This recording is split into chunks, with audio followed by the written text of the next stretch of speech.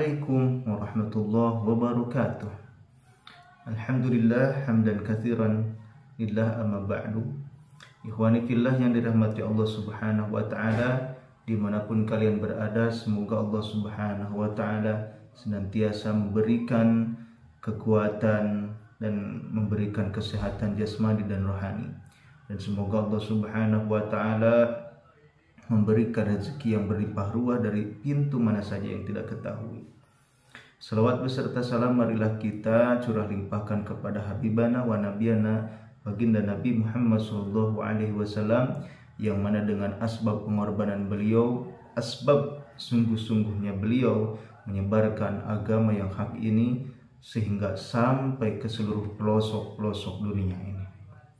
Ikhwani fillah yang dirahmati Allah Subhanahu wa taala, setiap sesuatu atau setiap mempunyai masalah, setiap ada sesuatu yang menjanggal di dalam hati kita, di dalam diri kita, maka seyogianya kita selalu berdoa kepada Allah Subhanahu wa taala, selalu meminta kepada Allah Subhanahu wa taala agar apa? Agar Allah Subhanahu wa taala mengabulkan permintaan kita, kemudian Allah Subhanahu wa taala memenuhi atau mencukupi kebutuhan-kebutuhan kita semua.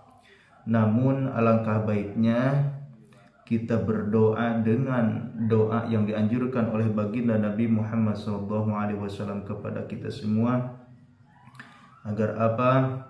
Agar ketika kita mengamalkan doa yang dari baginda Nabi Muhammad SAW, kita mendapatkan keutamaan, kita mendapatkan keuntungan, kita mendapatkan pahala yang sangat besar. Ikhwani fillah yang dirahmati Allah Subhanahu wa taala, kali ini saya akan membacakan sebuah hadis seperti biasa, yaitu tentang doa-doa yang ma'thur yang datang dari baginda Nabi Muhammad SAW. Bismillahirrahmanirrahim. An Anas bin Malik radhiyallahu anhu qala kunna ma'an Nabi sallallahu alaihi wasallam fi halaqatin. Dahulu kami bersama Nabi Muhammad sallallahu alaihi wasallam di dalam satu halaqah atau satu halaqah itu. Warajulun qaimun, warajulun dan seorang lelaki qaimun berdiri, yusolli dan melaksanakan salat. Falamma raka'a wa sajada tasyahada wa da'a faqala fi du'ahi. Kemudian falamma raka'a, ketika dia ruku, wa sajada dan sujud, tasyahada dan tasyahud, tasyahada wa da'a, kemudian dia berdoa.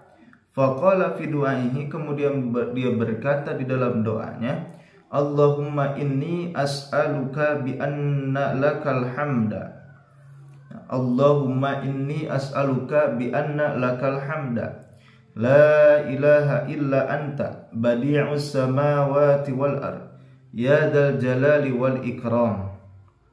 Ya hayyu ya qayyum. Faqala Nabi sallallahu alaihi wasallam, laqad da'a bismillahil a'zam alladzi idza du'iya bihi ajaba wa idza su'ila bihi a'ta.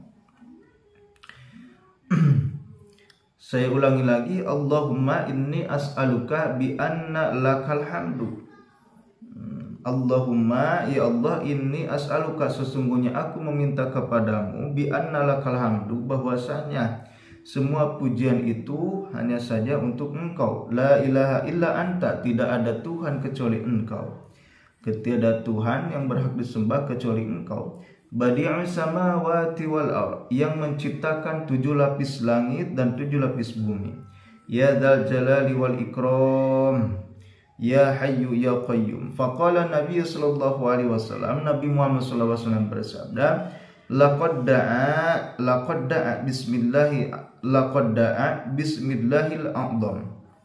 Sungguh dia telah berdoa dengan Ismullah al-A'zam, dengan nama Allah Subhanahu wa taala yang agung, alladzi idza du'iya, yang mana jikalau jikalau berdoa dengan Ismul A'zam tersebut, ajaba, maka akan diijabah, wa idza su'ila bihi a'ta, dan ketika dipinta maka akan diberikan. Jadi jadi di dalam hadis ini bahwasanya doanya itu adalah di dalam sholat. Jadi ketika ruku dan sujud, tasyahud, wada'a. Faqala fi du'aihi Allahumma inni as'aluka, ya tasyahud, di akhir tasyahud, Allahumma inni as'aluka bi anna lakal hamda, Allahumma inni as'aluka bi anna lakal hamda, la ilaha illa anta badi'us samawati wal ardi ya dzal jalali wal ikram, ya hayyu ya qayyum. Jadi barang siapa yang berdoa dengan doa tersebut, ya, ketika di akhir tasyahudnya dengan doa-doa tersebut yang dari baginda Nabi Muhammad SAW, ketika kita punya hajat, ketika kita punya masalah dan lain sebagainya, insya Allah Allah Subhanahu wa Ta'ala akan memberikan ijabah, akan menjawab doa kita. Bahkan di dalam sujud pun itu, ya, di dalam sujud, misalnya sujud yang kedua itu sunnah diperpanjang sujudnya, sunnah diperpanjang. Dan di dalam sujud tersebut kita berdoa sepanjang mungkin, ya, berdoa sebanyak mungkin. Kenapa? Karena ketika sujud itu adalah sesuatu atau paling dekat, ya, paling dekat antara hamba dan tuannya, atau hamba dan Allah Subhanahu wa Ta'ala, yaitu ketika ketika sujud. Maka perpanjanglah di dalam sujud tersebut. Akan tetapi itu dilaksanakan ketika kita munfarid atau sendiri. Kalau misalnya kita lagi bermakmum, ya, jangan sampai jangan sampai imam sudah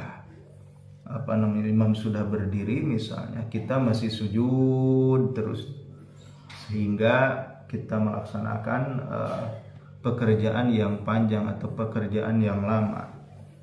Otomatis sholatnya itu batal. Kenapa? Karena tidak mutaba'ah, karena tidak mengikuti kepada imam, ya, karena tidak mengikuti kepada imam.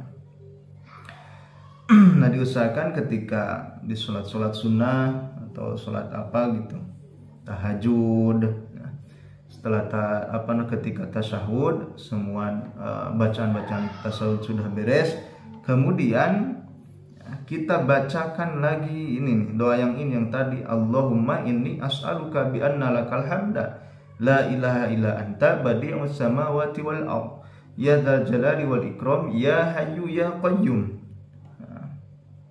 Insyaallah apa saja keluhan kita, ya, apa saja permintaan kita, insyaallah Allah Subhanahu wa Ta'ala akan mengijabahnya, ya. Dan mungkin itu saja yang bisa saya sampaikan, ya, mudah-mudahan kita bisa mengamalkannya. Dan kalau ada kekurangan, kalau ada salah, ya boleh dibenarkan melalui komentar-komentar.